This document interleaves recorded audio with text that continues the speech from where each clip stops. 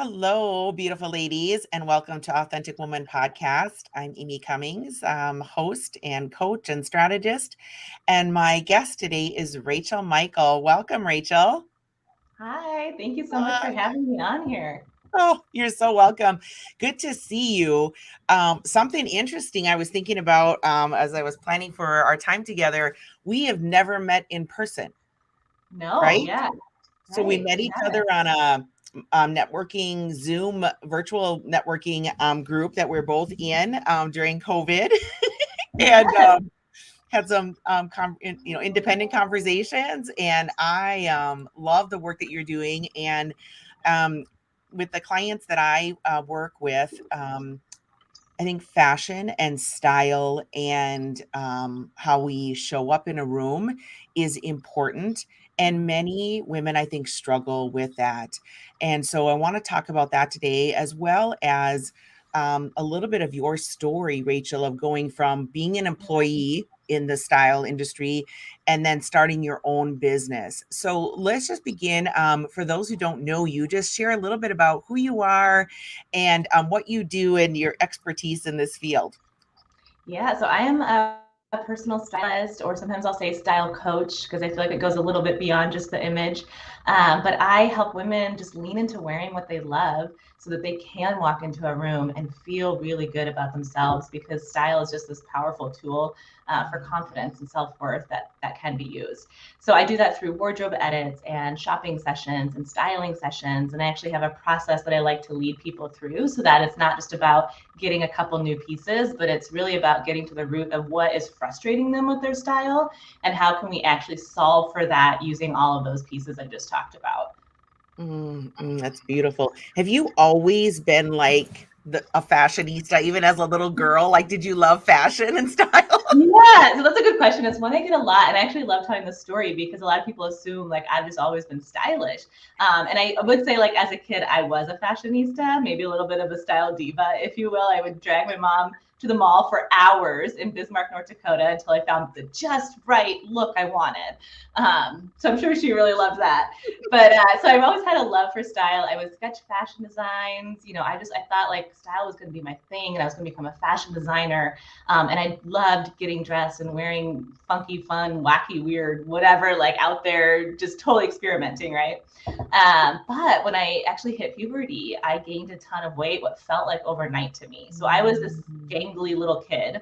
And all of a sudden, I was overweight, and I didn't know like it just. I grew up in an era in the 90s, early 2000s, where it was like thin was in. There was like super skinnies, the Paris Hiltons, and Britney Spears and Christina Aguilera and Kate Moss, and all of that was trending. And so I had grown up thinking like, oh, I can only dress fun because I look this way. And as soon as I didn't look that way, I just gave up on style essentially and just thought it wasn't for me. I wore jeans and a hoodie. That was my high school uniform. Um, so no, nothing stylish about it. Just like I want to cover up. Like that's all I know how to do now is cover up. And so I went through a phase where I definitely just forgot about style. Essentially, kind of made myself forget about it. And I would still watch makeover shows, right? I was still kind of like doing that, but I like wasn't experimenting with it, living it, loving it, whatever. And so I did go through that phase. And when I went off to college, I had to dress differently because I went to Arizona. And so a hoodie and jeans was not going to happen there. I quickly discovered, it's 120 degrees in the desert heat. And so I had to start dressing differently. And then I started following style rules and here's my body type. And so if I want to look thin, I have to wear dark colors on bottom. And, I can't wear this because I like it, but it's not going to make me look thin. And, it's showing my stomach too much or whatever it is. And so I lived for a long time then in like this style, like restrictive mode of like, I can only wear these certain things. And that's how I can have style. And long story short, I grew out of that as I got older and as I got back into the style industry, which I'm sure we'll talk about a little bit later, and started working at Stitch Fix and was surrounded by stylish people. And I really fell in love with clothes again and fell in love with style again to the point where I just felt comfortable actually like wearing what I loved, right? And getting back into that passion place that I had when I was younger. Even though my body hadn't like really changed in any way, I was just able to let myself do that. Yeah. So I have not always been stylish, and I've been in the place where I know what it's like to not, love your closet, or to not be wearing clothes that you love, or not letting yourself. So I've been like on both sides of it, which is Oh, all relatable. and that's, I think for many of us are from our place of either woundedness or our struggle, comes our greatest contribution. And obviously, I know that for you, helping women with their style is deeper than just having them, look good, but that it's a deeper part of transformation that needs to happen from within, right? Right, absolutely. You have to feel good. I mean, I Yeah. think that's the number one thing. But most of the times, people feel good when they're wearing what they like, which also happens to look good because that's what develops into their unique style. But it Mhm. absolutely comes from the point of like, I'm excited about wearing this. I'm excited about how I look in this, and not because I look thinner, but because it just like I love it so much that like I'm happy to put it on. Mhm. I know I've always, carried a little extra weight, and so for me, the challenge has been, you know, I even struggle with putting things together. I'm not like creative, like trying new things is not my or like, oh, grab a scarf there and a shirt over there and a pants there. I'm like, no, like, can you just give me everything that's on the mannequin because that really looks good. Not even thinking like, will that really look good on me, my body shape and so Yeah, yeah. Yeah, I it's mean, honestly, I kind of think body shape is a myth. Or, I don't know if myth is the right word, but I wish we would just throw it out. Like, I wish people yeah, just wouldn't use it. Just because I think it just ends into or leans into restricting yourself, yeah. essentially, of like, oh, this is my body type. So here's what I can wear and what I can't wear. And that's not what bothers me so much is the fact that like the whole goal of body types is to get you to look like one body type, right? Not to embrace your Uh, unique body type, but to get yes. you to look like one specific body type that we have said as a society is like the ideal, the hourglass. And that's the only reason body types exist is so that you can balance yourself out and look more like an hourglass. It's not Mhm. like an Enneagram or a personality test where it's like you find out who you are so you can embrace who you are. It's like, here's your body type so you can look like this other person that's not how you're shaped, Right, uh, right, right. that's why like we could just throw out body shapes and just like lean into wearing what we love and embracing what we like about our bodies instead of trying to make ourselves look like a Mm. different body type. Yeah, yeah. And that's a lot about confidence. And I know that in the work that I do with women, we spend a lot of time. So many women struggle with their self-image, their self-worth, and that does translate into what they choose to wear and not wear, and how they feel about Mhm. shopping or how they feel about, you know, wearing I happen to love wearing like big statement earrings, but that took me a long time to feel comfortable with going, I can do that. Yeah, yeah. And how did you do that? You probably did it by like slowly increasing the size of your earrings, right? So like baby steps are totally okay. Totally, totally. And that doesn't mean that I don't wear small earrings sometimes, Yeah. but like when I'm looking at earrings, like, oh, that's kind of a little fashion statement, or that's bigger. I want you to see them. I want to see that they're there. So, you mentioned a Stitch Fit. So let's chat a little bit about. I know that you worked there and then transitioned into starting your own business. And again, this is a place where I coach women. So many women are in jobs that they don't like, they don't feel fulfilled, they maybe don't work with their family anymore, or their dreams and their goals and their skills, and they have an idea to start a business, but they're fearful, or so many other roadblocks, right? So can you tell me a little bit about your time at Stitch Fix, and then how did you make that leap to start your own business, and what were challenges and fears that came with that? Yeah, well, I have a lot to say on that. Not to scare anyone off, right? But my time at Stitch Fix, I mean, Stitch Fix was really a blessing when I started working there because I had been in event planning and I had been working for a professional medical liability insurance company, which wasn't really speaking to my soul so much either. And Stitch Fix gave me the opportunity to actually work in the styling field, to do that Mm, passion of mine. And so I'm really thankful that I had it. I styled part time, styled full time a little bit, and then most of my time there was a lead stylist. So I had a team of stylists that I managed. Um, But I think for me, like I enjoyed it in the beginning, right? It was kind of a little bit like a scrappy startup, and you could do a lot of things, and it was super creative and helping build the region and the company. And then it like blew up, right? It got huge, and it became like a different environment and one that like didn't work for me so well anymore. Even though I loved my coworkers, I liked managing my team. There's a lot of aspects I liked about it, but felt like I was working all the time. So I feel like I was really burnt out, and just unhappy in the job. But I didn't know. I think one of the reasons I stayed so long was I knew I wanted to do something in style. And I'm in Minneapolis, and I didn't know what my other options were besides working in retail, which I didn't want to do because, again, nights, weekends, that just didn't seem to suit my lifestyle either.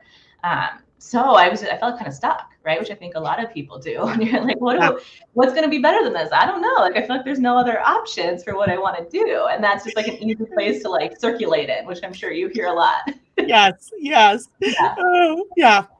And so, it just kind of started coming to me like, well, I feel like I've had a little bit of an entrepreneurial spirit my whole life, or just kind of like that spark, that desire for something. Of my own business. And so I thought, well, what if I like tried to do this as my own business? Like, what if I tried to work with women one-on-one? Because Stitch Fix, built up my confidence in being able to style a variety of clients from all ages, all body types, all styles, so that was really good for that as well.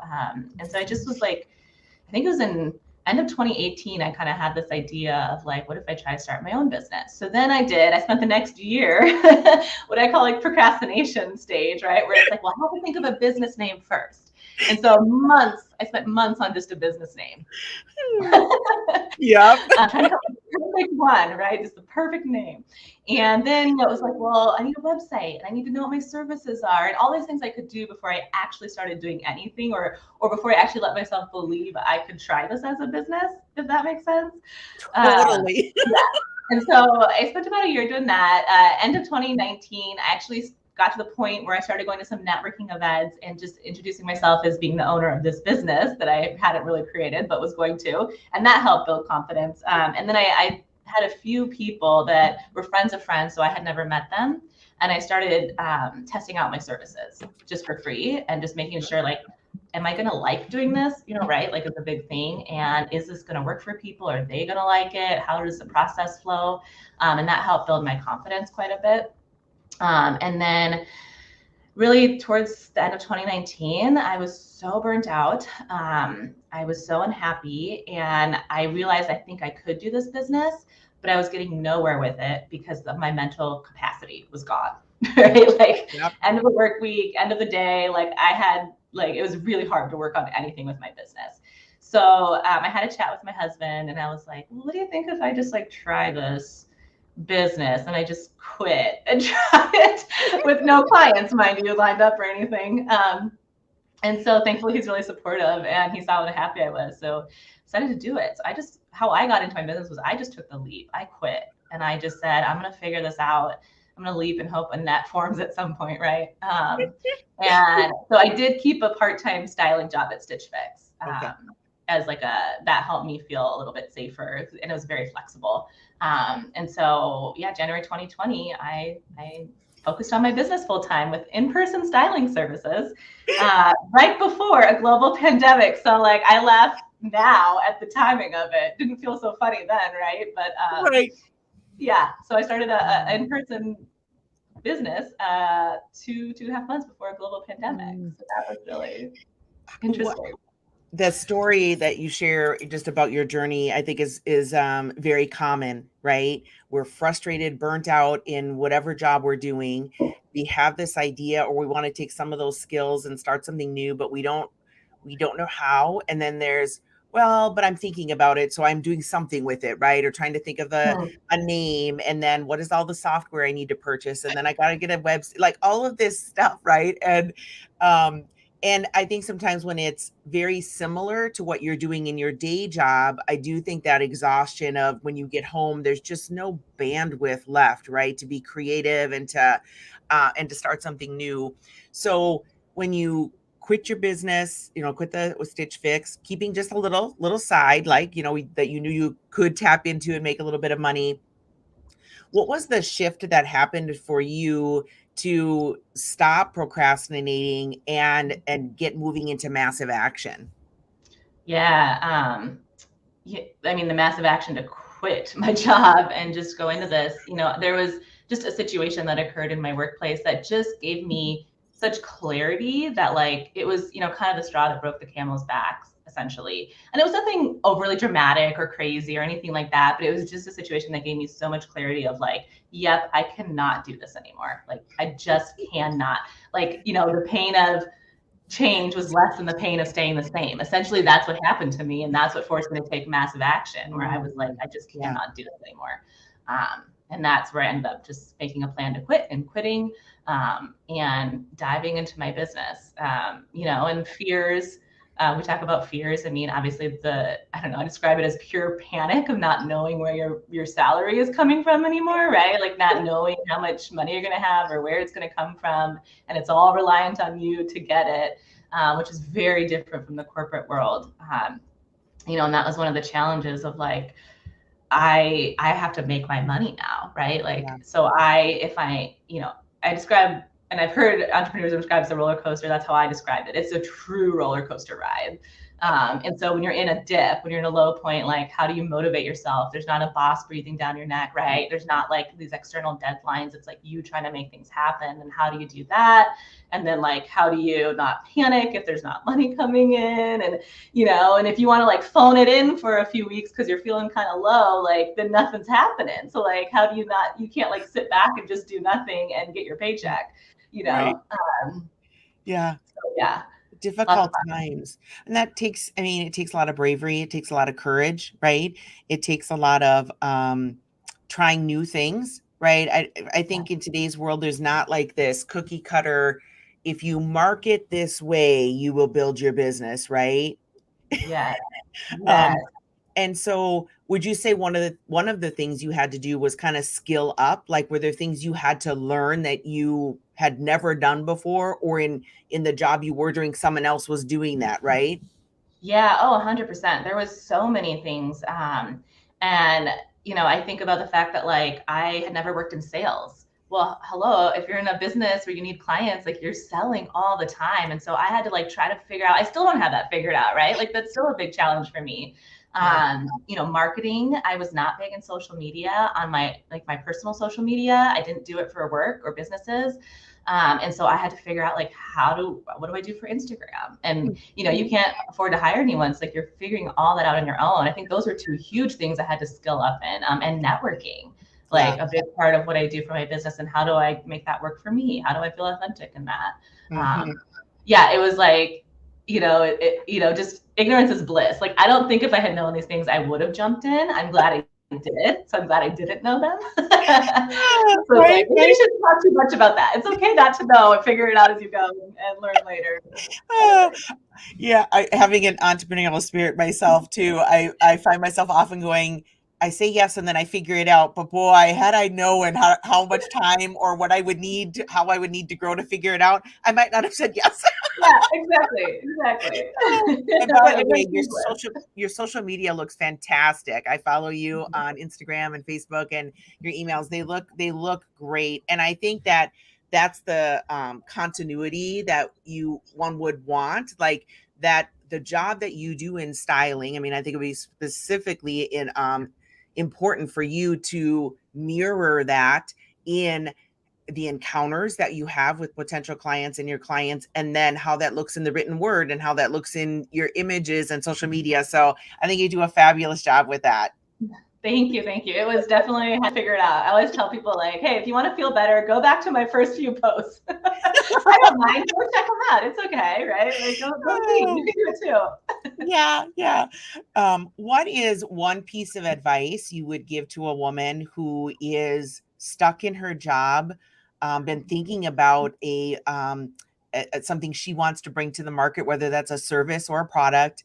What word of encouragement would you give to her? Yeah, I actually can think of a couple things.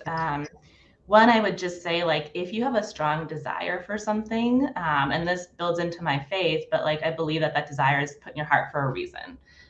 So, I wish early on I had stopped doubting so much, because like this style thing has been with me my whole life, right? And maybe it doesn't go that deep for everyone, but like if there's such a strong desire, it's there because you have a purpose with it. And so like to just really believe in it. And then two, a little more tangible thing to try, I would say is, and I don't know how this would work for product, but maybe making a sample of something, or like I did once I actually put a service and got a client and had her walk through it, even though it was for free. That was really helpful for me to be able to then know, like, I do want to do this, right? Like I am going to enjoy this. I want to do this. And so maybe that's getting the product to a few family and friends, whatever that looks like for whatever is in their heart to do. That was like a tangible action that really helped me. Beautiful. And I too, faith is so important to me. And I know a lot of the women that I serve, and that there is a particular reason why this dream and this mission has been put on your heart, and to not ignore that, right? And that we trust that we will be given the doors will open, the people we need to walk with us in a season will be there. We'll have the time and energy to skill up on whatever area we need. So I think that's so important. So what a great tip and a great example of just taking that risk. I'm not a big risk taker. I'm a calculated risk taker. So I tell that all the time. I feel like I'm a risk taker, and I wish I was a little more calculated sometimes. But this year I've been embracing failing forward fast and learning from it, and that imperfect progress. Yes, and I was gonna back to what you had said earlier about like there's no right marketing or whatever. Like that's probably my biggest lesson in business, is that there is no right way. Yeah. I just thought, oh, if I can take that course, if I have that perfect funnel, if I just have to write the right words to get my client to want to work with me, and I just was searching for the right way for so long until I just had this realization, like there is literally no right way, which is great because there's no wrong way. So that's like the flip side of it. But also like, it's just like, if you simplify it down to its core, it's like, as an entrepreneur, you succeed by, you simply fail until you don't. You know what I mean? And that sounds scary, but you just have to keep failing until you don't. That's how you learn. And your ability to bounce back from the failures and not give up is what is going to help you succeed. And then, like you just said, how fast you can fail. You fail and then you get back up and try again really quickly, versus you fail and lick your wounds and try to remotivate yourself until you get to your next failure 6 months later. You know what I mean? Like, so it's like how fast you can do that is also right. I gotta know. Oh, you know what? I'm not picking up the phone for another week. And I'm like, no, pick it up and dial again and talk to somebody, and you're gonna get a yes. And then you're gonna be like, this was the best day ever. Yes. And I mean, obviously that's how I was in the beginning too. So like it takes some time, right? It's not like beat yourself up if you're not there yet. It definitely takes time to like be able to bounce back. Absolutely. Okay, now I want to talk about what you do, Rachel. How do you help women? Do you help men and women, but primarily women, or is that yes, to look good, whether they're in a Zoom meeting or tell us about some of your services. And then I do want to wrap up with some style tips at the end, because you said there's some rules. I don't know these rules. I got to know what these rules are. Well, actually, one thing you know about me is I don't believe in rules. So when it comes to style, there are no rules. But I can give some guidelines, some strategies and things like that, which I do for my clients. But I really try to teach more of like intuitive styling. So that's where the whole thing about tapping into what you love, what lights you up. And that's going to be like your intuition to help you with style versus a checklist of do this or don't do this, which I don't think is helpful. So what I do is I have a few services, a few ways clients can work with me, and I purposely package them versus doing a la carte, because like I said, I really like the process of like helping them erase their style problem versus like I'm just throwing some clothes at the problem. So one thing I can do is a really simple service is I just go into clients' closets and I create a bunch of outfits for them. And it's like you said, like you don't sometimes know how to pair things together or get out of like your typical pairings. And so I can look at it and say like, well, let's try these things together and those things together and give them ideas and help them look at their wardrobe in a totally new light. So that's a great service for dipping your toe in the water of style. If you don't have money to buy, a bunch of clothes right now, like you can look at what you do have and re-love it, right? And sometimes that's all it takes. If you don't like the clothes in your closet, you'd be surprised how clients are like, I don't know if this is going to work for my closet. And I'm like, just let me in there, right? And then they're like, oh, this is great. I have so many pieces I didn't even know. That's a nice service to try out. And then I have my service where I'm helping my clients set a style vision, which their style vision is based on who they are, not what styles they like. And so that's really key, because then no matter what the trends are or what's in stores, they can have that true north to keep their style going. Then we go through the wardrobe, right? We clean that out, get rid of the things that aren't working. I organize it. So I'm like, here's how your brain functions and here's how you should organize your closet in order to put an outfit together and make it easy to get dressed. So I do that. Then we go shopping to fill in the gaps. So that's where when I'm in their closet, I'm seeing like, okay, what is missing? What that's leading to why they're frustrated. And so what do we need to add in to help? So adding those clothes in to go shopping. And then we come back together, and with their refreshed closet and their new clothes, I help them mix and match outfits to show them how to bring their style to life, so they know how to use the new clothes, especially if there's some things that maybe are different than what they normally wear. So that is kind of I'd say that's the most common way people work with me. When they come to me, they're like wanting all that help. And so that's how we work together. And then if they need a little more support, I have a 6-month package where I provide ongoing style support. And so maybe we'll tackle accessories in that package sometimes, because that's really important. Or I'll get outfits for them with a digital lookbook, so they can just go to their phone and say like, oh, here's an outfit, that she created for me using my clothes. And so I can just put that on today. So I can just provide more style support to really help them overhaul their style, and get really comfortable and confident with their new look. Yeah. I love that. I know when we talked earlier, you had used the example, I think it's in your 6-month program, where I could text you and say, I have an event coming up. Maybe it's a fancier event. Like, what should I wear? Yeah, exactly. I had a client who was like, okay, I have a double date. So with my husband, and what do I wear there? And we're going to like one of those igloo, those things outside of restaurants. Like, what could I wear for that? So it could be like little things like that, to like, I'm going on a girls trip, or I have a business conference. What do I wear? That kind of thing. That is so wonderful. And what a gift to also help a woman so she feels confident doing it herself eventually, right? That she can see, oh, that and that can go together, or I don't need to throw my whole closet out and start over. I can repurpose or wear them differently, or maybe I never thought to wear that shirt with that pants, or blouse or skirt, and to really get creative and to figure out a style, right? All of us, I think, have a style. Maybe don't think that we do. Sometimes I don't think that I do. People say that I do, but I think we all do, whether we're intentional about it or not, right? I think that's the bottom line.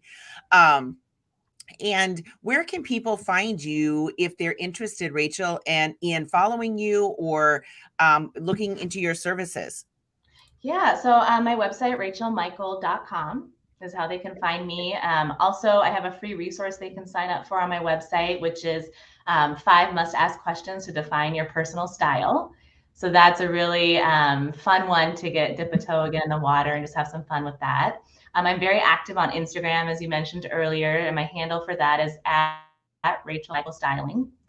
So follow me there. I'm always posting fun things and just interacting and having a lot of fun. I actually just released a holiday style guide too. So there's info on both my website and in my LinkedIn Instagram bio for people to get access to that as well. If they want some looks for the holidays, I give my holiday style tips and pieces they can shop and what they can wear, whether it's sitting at home on the couch on Christmas, right? Some of us will be doing that, or if they actually have places to go and have holiday parties or whatnot. So those are a few ways that they can find me and learn more. Can you repeat where they can find you on Instagram again? At Rachel Michael Styling, all one word. And that's the name of your business, right? Yep, that is the name of my business, Rachel Michael Styling.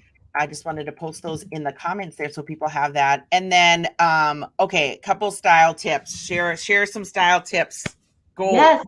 Yes. Okay, so One of my favorite things to share is this little did you know, which is, did you know that the more pieces you wear, the more stylish you're perceived to be?